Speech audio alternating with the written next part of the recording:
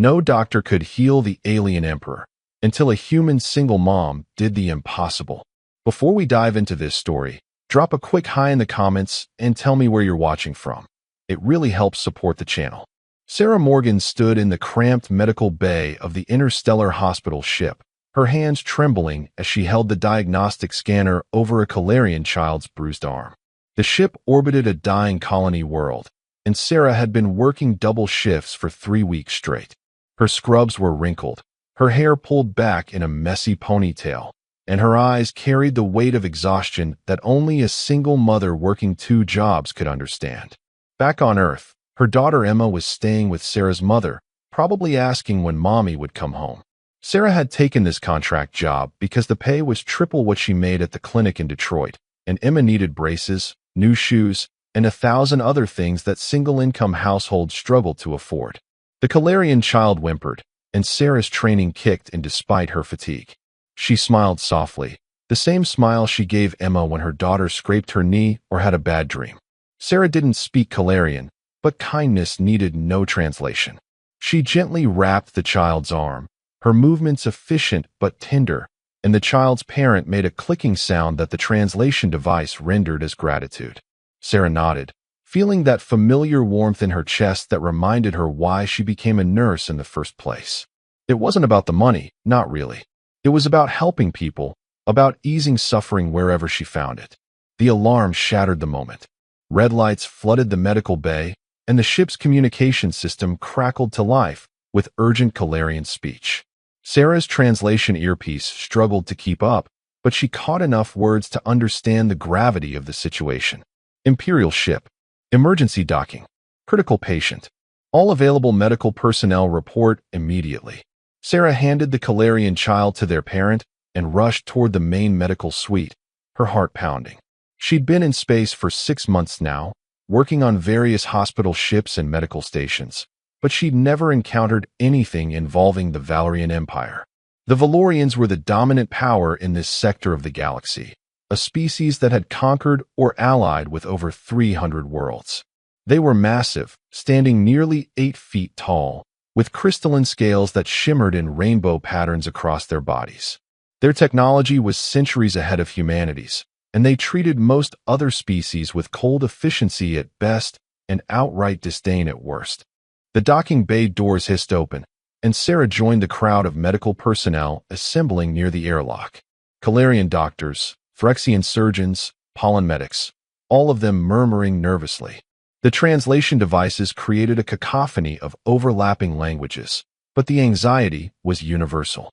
When the airlock finally opened, 6 Valerian guards marched through, their armor gleaming like polished diamonds, their weapons humming with barely contained energy.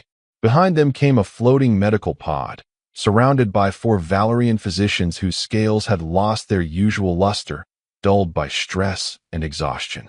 Sarah caught a glimpse of the figure inside the pod through the transparent upper section. Even unconscious and clearly suffering, the being commanded presence.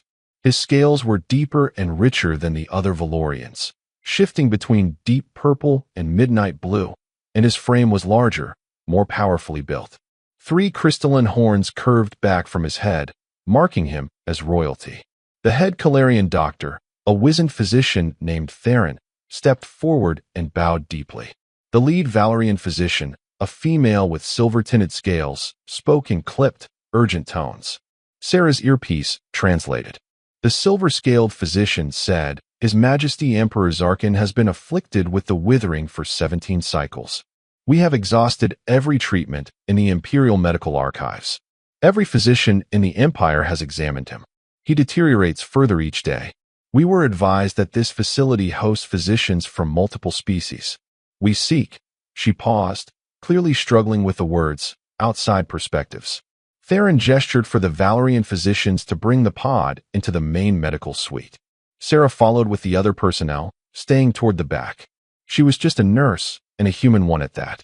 Humans were new to the galactic community, barely 3 decades since first contact, still seen as primitive by most established species. She had no business being anywhere near an emperor. The medical suite was the most advanced room on the ship, filled with equipment from a dozen different worlds. The Valorians transferred their emperor to the main examination platform, and the assembled physicians crowded around. Sarah hung back, but her eyes were drawn to the emperor's face. Even in his suffering, even unconscious, there was something striking about him. His features were more refined than the other Valorians, almost elegant, and his breathing was shallow, labored. The silver-scaled Valerian physician, who introduced herself as Dr. Nalera, began explaining the emperor's condition. The withering was a rare disease that attacked the crystalline structure of Valerian physiology. It caused the scales to crack and crumble, the internal crystal matrix that supported their organs to deteriorate, and eventually resulted in complete system failure. It was always fatal. The emperor had perhaps 20 more cycles before the damage became irreversible. Theron and the other physicians began their examinations, using scanners and probes from various medical traditions. Sarah watched, absorbing information, her mind automatically cataloging symptoms and treatments even though she knew she had nothing to contribute. She'd seen something similar once, though, hadn't she? Not exactly the same, but back in Detroit, there had been a patient with a degenerative bone condition that the doctors had struggled to diagnose. Hours passed. The physicians debated and theorized, running test after test. The Valerian guards stood at attention, their faces carved from stone, but Sarah could see the tension in their postures. Emperor Zarkin was clearly beloved, or at least respected enough that his death would have serious consequences. Dr. Nalera grew increasingly agitated as each test came back inconclusive or negative. She snapped at the other physicians, her scales flashing angry reds and oranges. The translator rendered her words as sharp and cutting. Sarah found herself feeling sorry for the emperor, lying there unconscious while everyone argued over him like he was a puzzle rather than a person. Finally, Dr. Nalera dismissed most of the non-Valorian physicians with barely concealed contempt. She said this was clearly beyond their primitive understanding. Only Theron and 2 other senior doctors remained. Sarah should have left with the others, but something made her linger near the back of the room, pretending to organize medical supplies while keeping one eye on the emperor. As the night cycle approached, even Theron admitted defeat. The condition was beyond his expertise. Dr. Nalera looked like she might shatter something. The guards shifted uncomfortably. Sarah felt a pang of sympathy so strong it surprised her. Here was the most powerful being in this sector of space, and he was just as vulnerable to disease as anyone else. Just as alone, in a way, surrounded by people who saw him as a problem to solve rather than a person who was suffering. Sarah found herself approaching the examination platform, her feet moving before her brain caught up. Dr. Nalera turned sharply, her scales flashing warning colors. The translator rendered her words as, "What is this creature doing here?" Theron stepped between them. He said, "This is Nurse Sarah Morgan, one of our human staff. She is competent, Dr. Nalera." She meant no disrespect. But Sarah wasn't looking at either of them. She was looking at the emperor's hands, or rather, the equivalent. His fingers were long and crystalline, and she could see tiny fractures running through them like spider webs. The pattern was familiar. Too familiar. Sarah spoke quietly. "I might know what this is." The room went silent. Dr. Nalera's scales went through 3 different colors before settling on a furious orange. She said, "You, a human, think you understand what the greatest minds in the Valerian Empire could not?" Sarah met her gaze steadily. She said, "I treated a human patient once with a condition that looked similar. Not the same, but similar. The fracturing pattern, the way it spreads. It wasn't a disease." Theron's translator rendered his interested tone perfectly. He said, "What was it?" Sarah said, "It was a nutritional deficiency, an imbalance of minerals that affected bone density and structure. The human body needs specific trace elements to maintain skeletal integrity. When those elements are missing or out of balance, the bones start to deteriorate in a pattern almost identical to this." Dr. Nalera made a sound that didn't need translation. It was pure scorn. She said, "The Emperor has the finest diet in the galaxy. Every meal is analyzed and optimized. Your theory is absurd." But Sarah had seen that flicker of something in Theron's eyes. Doubt, maybe. Or hope. She pressed on. She said, "When was the last time the Emperor's diet was changed?" Dr. Nalera hesitated. She said, His Majesty adopted a new nutritional regimen approximately 20 cycles ago. It was designed by our top nutritionist to optimize his health and extend his lifespan. Sarah felt her pulse quicken. She said, and the symptoms started 17 cycles ago? The silence that followed was profound. Dr. Nalera's scales slowly shifted to a pale, uncertain blue. She said, that is correct, but the correlation is meaningless. The new regimen was scientifically formulated. It is superior in every measurable way to his previous diet. Sarah took a breath. She said, may I see the analysis? For a moment, she thought Dr. Nalera would refuse. But Theron nodded, and one of the guards produced a data tablet. Sarah took it, her hand steadier now. The information was dense, written in Valerian medical notation, but the translation software did its best. She scrolled through pages of nutritional data, comparing the old regimen to the new one. There, she saw it. The new diet had increased protein synthesis compounds by 30%, boosted cellular regeneration stimulants by 45%, and optimized nearly every measurable nutritional factor. But in doing so, it had eliminated several trace minerals that the original diet contained, elements that the Valerian nutritionists had deemed unnecessary, vestigial requirements from the species' evolutionary past. Sarah said, these 3 elements. She pointed them out on the tablet. They were removed from the Emperor's diet because your nutritionists thought they served no purpose. But what if they do? What if Valerian crystalline structure requires these specific trace elements to maintain integrity, even if they don't show up in standard biological scans? Dr. Nalera snatched the tablet back. She studied it for a long moment, her scales cycling through colors too quickly for Sarah to follow. Finally, she said, this is speculation. Primitive intuition, not science. Theron stepped in again. He said, but it is testable speculation. We could analyze the Emperor's crystalline matrix for these elements. Compare the concentrations to healthy Valorians. Dr. Nalera's scales flashed with internal conflict. Finally, she said, very well. But when this proves fruitless, the human will be removed from this facility. The test took 6 hours. Sarah dozed in a chair, exhaustion finally catching up with her, but she jerked awake when Dr. Nalera let out a sound that the translator rendered as profane astonishment. The Valerian physician was staring at a holographic display, her scales pale with shock. She said, the concentrations are virtually non-existent. The 3 elements the human identified, they are present in healthy Valorians at significant levels. In His Majesty, they are nearly depleted. The timing correlates exactly with the dietary change and the onset of symptoms. Theron said, then the treatment is simple. Reintroduce the elements. But Dr. Nalera shook her head. She said, it is not simple. The damage is extensive. Merely reintroducing the elements will not be sufficient. The crystalline structure must be actively rebuilt, and the Emperor's body is too weak to do so naturally. We would need to provide the elements in massive, concentrated doses while simultaneously stimulating cellular regeneration, all without overwhelming his compromised systems. The margins are impossibly narrow. Too much and we kill him. Too little and the treatment fails. Sarah stood up. She said, what if you combined it with bone marrow stimulation protocols? Dr. Nalera turned to her. The Valorian's expression was unreadable, but her scales had shifted to deep blue, thoughtful. She said, Valorians do not have bone marrow. Sarah said, but you have a crystalline matrix that serves a similar function. On Earth, when we treat severe osteoporosis or bone diseases, we sometimes use electrical stimulation to encourage bone regeneration. Small, targeted pulses that activate the cells responsible for building bone tissue. If we could adapt that principle. Theron was nodding. He said, we have similar techniques for Calarian shell regeneration. If we could modify the frequency and intensity for Valerian physiology. The room erupted in activity. For the first time, the various physicians worked together, combining knowledge from multiple medical traditions.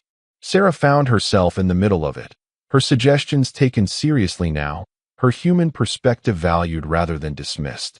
Dr. Nalera was still cold, still imperious, but she listened when Sarah spoke. They worked through the night and into the next day cycle. The treatment protocol they designed was complex, requiring precise timing and constant monitoring.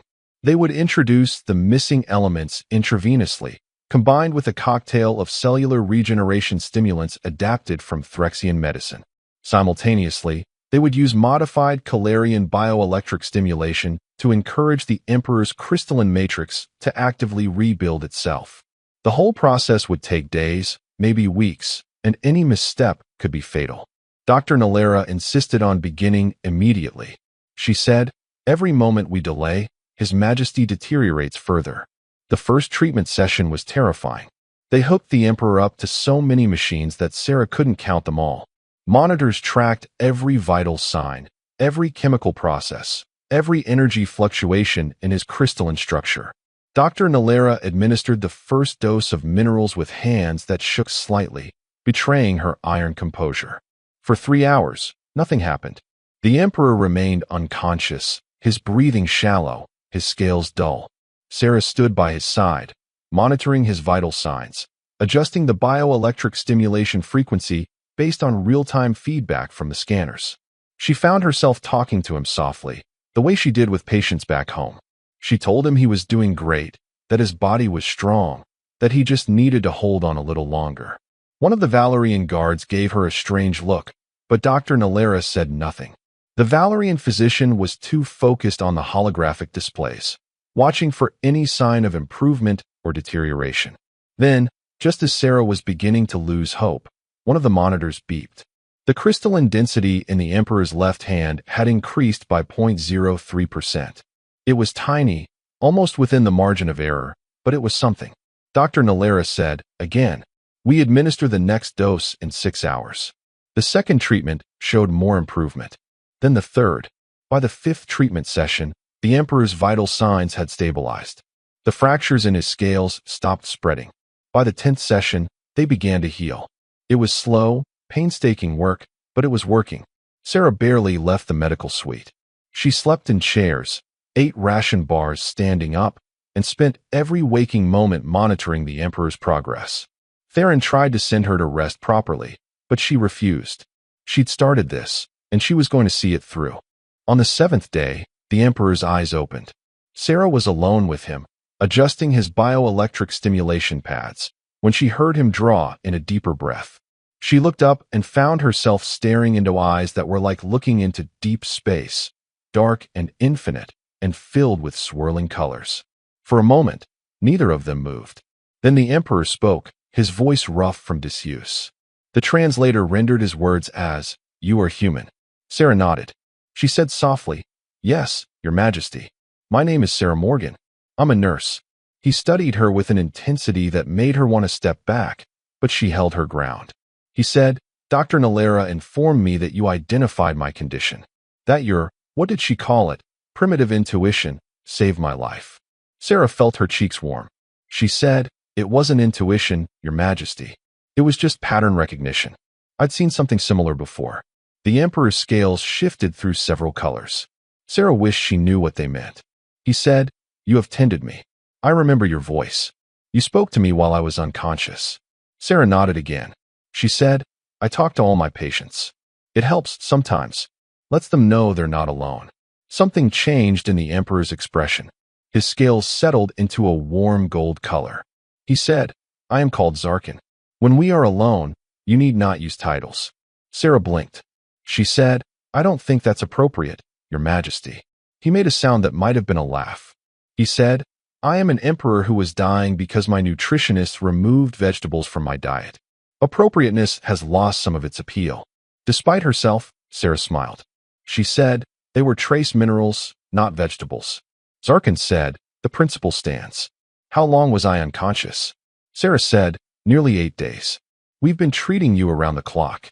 You're improving, but you're not healed yet. You need to rest." He looked at her for a long moment. He said, "And you? When did you last rest properly?" Sarah opened her mouth to say she was fine, but a yawn overtook her. Zarkin's scales flashed with what might have been amusement. He said, "Physician, heal thyself." She said, "I'm a nurse, not a physician." He said, "On my world, we do not distinguish. Those who heal are honored equally, regardless of their specific role." Before Sarah could respond, Dr. Nalera entered the medical suite. When she saw the Emperor awake, she rushed forward, her scales flashing with relief and joy. She spoke rapidly in Valerian, too fast for the translator to keep up. Zarkin responded in the same language, his tone calm and reassuring. Dr. Nalera turned to Sarah. Her scales were a mixture of colors Sarah couldn't interpret. She said, "The Emperor requests that you continue to oversee his treatment personally." Sarah said, "Of course. I'll coordinate with you on the treatment schedule." Dr. Nalera's scales shifted again. She said, "I have been instructed to defer to your judgment on all matters related to His Majesty's care." Sarah stared. She said, "But you're the senior physician. You know Valerian physiology far better than I do." Dr. Nalera said stiffly, "His Majesty has spoken. Also, she paused, her scales flickering, "I was wrong about you. About humans. Your approach to medicine is different from ours, but it is not inferior. You saved His Majesty when I could not. For that, you have my respect." It might have been the most difficult thing the proud Valerian had ever said. Sarah nodded, accepting the olive branch. She said, "We make a good team, Doctor. Your knowledge combined with fresh perspective, that's what saved him. Not me alone." Dr. Nalera's scales shifted to a softer blue. She said, "You are gracious, Nurse Morgan. I begin to understand why His Majesty wishes you to continue his care." Over the following weeks, Sarah spent hours each day with Emperor Zarkin. She monitored his treatments, adjusted his medications, and slowly, inevitably, they began to talk about things beyond medicine. He asked about Earth, about her life, about why she had come to space. She found herself telling him about Emma, about the struggles of single parenthood, about the constant juggling of bills and responsibilities, and trying to give her daughter a good life despite everything. Zarkin listened with an attention that felt almost overwhelming. When she finished, he said, "Your devotion to your offspring is admirable. Among my people, royal children are raised by professional caretakers. I barely knew my parents before I reached adulthood." Sarah said, "That sounds lonely." Zarkin's scales shifted to a somber purple. He said it is. The burden of rule is isolating. One cannot show weakness or favoritism. One must always be the emperor first and a person second, if at all. Sarah said gently, "Maybe that's part of why you got sick. Stress weakens the immune system in humans. Maybe it affects Valerian health too." He looked at her thoughtfully. He said, "My physicians never considered such things. They treat the body as a machine, separate from the mind or emotions." Sarah said, "The body and mind aren't separate, though. They affect each other. If you're stressed or lonely or unhappy, your body suffers. If your body is sick, your mood changes. It's all connected." Zarkin said, "This is human medical philosophy?" Sarah shrugged. She said, "It's common sense. But yes, human medicine tries to treat the whole person, not just their symptoms." He was quiet for a long moment. Then he said, "I would learn more about this. About your human approaches to health and well-being. Would you teach me?" Sarah smiled. She said, "I'm not a teacher, but I can share what I know." And so, in addition to his treatments, Sarah began bringing him books and articles about human medicine, translated into Valerian. She explained concepts like bedside manner, patient advocacy, and holistic care. Zarkin absorbed it all with a hunger that surprised her. He asked endless questions, challenged assumptions, and began to see medicine in an entirely new way. Dr. Nalera noticed the change in her emperor. She said to Sarah one day, "His Majesty is different. More engaged, more curious. You have done more than heal his body, Nurse Morgan. You have reminded him what it is to be truly alive." Sarah said, "I've just been talking with him. Being honest." Dr. Nalera said, "Precisely. No one is honest with the emperor. Everyone tells him what they think he wishes to hear. You treat him as an equal, as a person. It is revolutionary." As Zarkin's health improved, he began leaving the medical suite for short periods. He insisted Sarah accompany him, serving as both his medical attendant and, increasingly, his friend. They walked the observation decks of the hospital ship, looking out at the stars. He showed her holographic displays of Valoria, his home world, with its crystal cities and rainbow skies. Sarah showed him pictures of Emma, her bright-eyed daughter with the gap-toothed smile. Zarkin studied the images with fascination. He said, "She has your eyes, your warmth. You must miss her greatly." Sarah's throat tightened. She said, "Every day? But this job, the money will help give her opportunities one never had. A better education, a safer neighborhood, maybe college someday. Zarkin said, "You sacrificed your time with her so that she might have a better future. This is love in its purest form." Sarah nodded, not trusting herself to speak.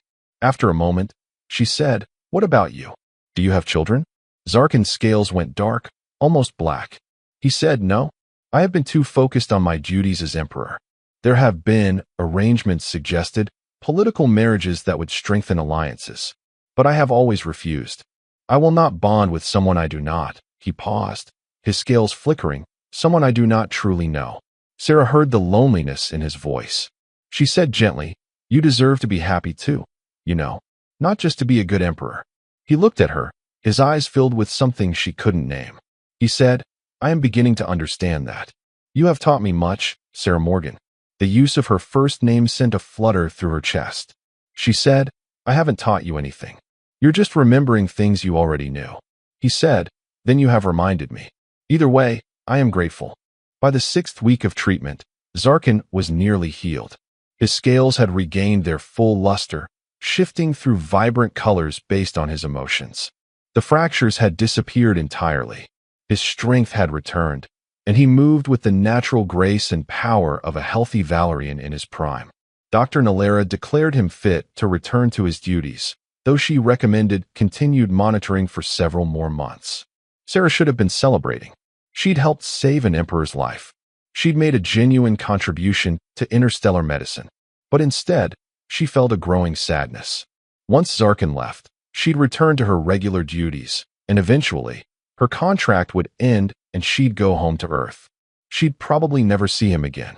The night before Zarkin's scheduled departure, Sarah was completing her final rounds when she found him standing in the observation deck, silhouetted against the stars. She almost turned away, not wanting to intrude, but he said without turning, "Please join me, Sarah." She walked to his side. They stood in silence for a while, watching the stars drift past. Finally, Zarkin said, "I have been considering my future. The Empire requires my presence, but I find myself reluctant to return to the isolation of the palace, to the endless cycle of duty and solitude." Sarah said, "You could change things. You're the Emperor. If anyone has the power to make their life different, it's you." He turned to face her. His scales were a deep, warm gold. He said, "I could, but such changes would require support, guidance, someone who sees me as a person rather than a symbol." Sarah's heart was beating too fast. She said, "I'm sure there are many people who care about you." He said, "Perhaps, but there is only one who saved my life not because I am emperor, but because I was a patient who needed help. Only one who speaks to me without fear or calculation. Only one who has shown me that there is more to existence than duty." Sarah said softly, "Zarkin." He said, "I am asking you to stay, not as my nurse, though your medical expertise would be valued, but as my—" He paused, searching for the word "my advisor." "My friend. My link to a way of thinking that my people have lost. I am asking you to help me remake the Valerian approach to medicine, to care, to how we treat those who are vulnerable." Sarah's mind raced. She said, "I have a daughter. I can't just abandon her." Zarkin's scales shifted through several colors. He said, "I would never ask you to abandon your child. Bring her here. She would be welcome, honored. She could receive the finest education the Empire offers. You could see her every day, be part of her life, while still doing meaningful work. You would both be under my personal protection, want for nothing." Sarah said, "That's incredibly generous, but I can't accept charity, even from an emperor." He said, "It is not charity. It is an alliance. You would be my chief medical advisor, with a salary appropriate to that position. You would help me reform the imperial medical system, train our physicians in your human approaches, ensure that what happened to me never happens to any of my people again. This is work of vital importance." Sarah looked at him, really looked at him. His scales were cycling through colors that she'd learned to read over the past weeks. Hope, uncertainty, determination, and underneath it all, something deeper. Something that mirrored the feeling growing in her own chest. She said, "Why me? Really?" Zarkin's scales settled into the warmest gold she'd ever seen. He said, "Because in my darkest moment, when I was dying and alone, you spoke to me with kindness. Because you see me, truly see me, not the crown or the power or the symbol. Because you have reminded me what it feels like to be treated as a person who matters beyond their utility. And because," he paused, his scales flickering, "because I believe I am falling in love with you. And I have never felt this way before, and it terrifies me, but I do not wish for it to end." Sarah's breath caught. She said, "I'm a single mother from Detroit. You're an emperor. This is impossible." He said, "You told me once that you did the impossible when you identified my condition. Perhaps we can do the impossible again." Sarah thought of Emma, of the opportunities she'd have in the empire, of the work she could do, the lives she could change, of the man standing before her, powerful and vulnerable all at once, offering her not just a job but a future, a partnership. She said, "Emma gets to finish the school year on Earth first. I won't uproot her in the middle of the term." Zarkin's scales exploded into brilliant, joyful colors. He said, "Agreed. And she must approve of me. I will not come between a mother and her child." Sarah smiled. She said, "She's 8. She's going to think you're either the coolest thing ever or the weirdest thing ever. Possibly both." He said, "I will endeavor to be more cool than weird." Sarah laughed, and before she could think better of it, she reached out and took his hand. His crystalline fingers were warm and surprisingly smooth. He looked down at their joined hands with wonder, as if he'd never held hands with anyone before. Maybe he hadn't. She said, "This is crazy. You know that, right?" He said, "I have been informed that humans have a saying. Something about fortune favoring the brave." Sarah said, "Fortune favors the bold." And yes, we do say that. Usually right before doing something stupid. Zarkin's scales shimmered with amusement. He said, "Then let us be bold together. And if it is stupid, at least we will not be stupid alone." Sarah squeezed his hand. She said, "I need to make a call to my mom. Tell her I'm extending my contract. She's going to have questions." Zarkin said, "Tell her the truth. That you are helping to reform alien medicine and dating an emperor. I am certain she will find this perfectly reasonable." Sarah laughed. She said, "You've never met my mother. But yes, I'll tell her the truth. Eventually. Maybe I'll start with the job offer and work up to the rest." Over the following months, Sarah's life transformed in ways she could never have imagined. She did return to Earth to spend time with Emma, and to her relief and slight terror, she brought Zarkin with her. The Emperor of the Valerian Empire traveling to Earth was a diplomatic incident of the First Order, requiring coordination between 3 governments and more security personnel than Sarah could count. Emma's reaction when she met Zarkin was everything Sarah had hoped for. Her daughter took one look at the massive, crystal-scaled emperor, squealed, "You're like a dragon," and proceeded to ask him 8 million questions without pausing for breath. Zarkin, to his credit, answered every single one with patience and good humor. Later, as they sat in Sarah's tiny apartment that suddenly felt even smaller with an 8-foot emperor in it, Emma curled up between them on the couch and said to Sarah, "I like him, Mommy. He's nice. And pretty. Can we keep him?" Zarkin's scales had turned the softest rose color, and Sarah had to cover her mouth to hide her smile. She said, "Well, he's not exactly a pet, baby. But yes, he's going to be around a lot. How would you feel about maybe living somewhere new? A place where we'd have more space, and you could go to a really good school, and we'd all be together?" Emma considered this seriously. She said, "Would I still get to see Grandma?" Sarah said, "Of course. We'd visit all the time, and Grandma could visit us." Emma said, "Okay, as long as we're together." Sarah felt tears prick her eyes. She said, "Always, baby. Always together." Zarkin reached out tentatively and rested his large hand on Emma's small head. His scales were glowing with warmth. He said, "I make you this promise, young Emma. I will do everything in my power to ensure your mother is happy, that you are safe and cared for, and that your family stays together. This I swear." Emma looked up at him with absolute trust. She said, "Okay, you can definitely be my dragon now." The transition took time. Sarah completed her contract, then officially accepted the position of Chief Medical Advisor to the Valerian Empire. She and Emma moved to Valoria, into quarters in the palace that were larger than any home Sarah had ever dreamed of owning. Emma enrolled in the Imperial Academy, where she was the first human student and quickly became a celebrity among her alien classmates. Sarah threw herself into her work. She established new training programs for Valerian physicians, emphasizing patient-centered care and holistic treatment approaches. She worked with medical professionals from dozens of species, creating the first truly interspecies medical exchange program. The reforms she championed started slowly, but gained momentum as physicians saw the results. Patient outcomes improved. Satisfaction increased. The rigid, cold efficiency of Valerian medicine began to warm with compassion. And through it all, her relationship with Zarkin deepened. They moved slowly, carefully, both aware of the scrutiny they faced. Sarah was subject to vicious gossip in some circles, called everything from a gold digger to a xenofetishist. Zarkin faced pressure from his advisors to make a more politically advantageous alliance. But they persisted. They spent evenings talking for hours, sharing meals, learning each other's cultures. Zarkin attended Emma's school performances with the same seriousness he brought to state functions. Sarah learned Valerian court etiquette and politics, becoming a fixture at his side during official events. They made each other laugh. They challenged each other. They built something real. 2 years after Sarah first diagnosed Zarkin's condition, he proposed.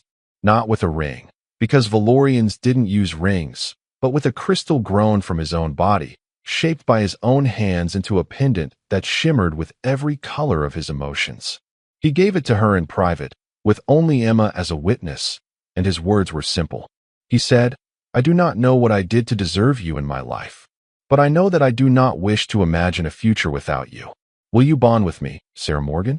Will you be my partner in all things, my co-ruler, my love?" Sarah said yes through tears, and Emma cheered and tackled them both in a hug that sent Zarkin's scales flashing with surprised delight. The wedding was a diplomatic event that required months of planning. Representatives from 300 worlds attended. Sarah wore a dress that combined human and Valerian design elements, white silk with crystalline accents that caught the light. Zarkin's scales cycled through every color of joy and love throughout the ceremony. But for Sarah, the most important moment wasn't the grand ceremony. It was afterward, in their private quarters, when Zarkin scooped up a sleepy Emma and carried her to her bed, tucking her in with a gentleness that made Sarah's heart ache with love. Emma mumbled, "Good night, Dragon Daddy," and Zarkin's scales went soft with emotion. He turned to Sarah, who was watching from the doorway. He said softly, "I never imagined this. A family, a home, love. You gave me all of it." Sarah crossed to him and took his hands. She said, "We gave it to each other. That's how family works." He pulled her close, careful of his strength, and they stood together in comfortable silence. After a moment, he said, "My advisors informed me today that your medical reforms have reduced treatment failures by 43% across the empire. Deaths from previously incurable conditions have dropped by 31%. You are saving thousands of lives every day." Sarah leaned into him. She said, "We're saving them. This was a team effort." He said, always so modest, "Very well. We are saving them. Together. As we will face all things from now on. Together." Sarah tilted her head back to look at him. She said, "Together." And they were. Over the years that followed, Sarah and Zarkin became true partners in every sense. She revolutionized medicine throughout the Valerian Empire and beyond.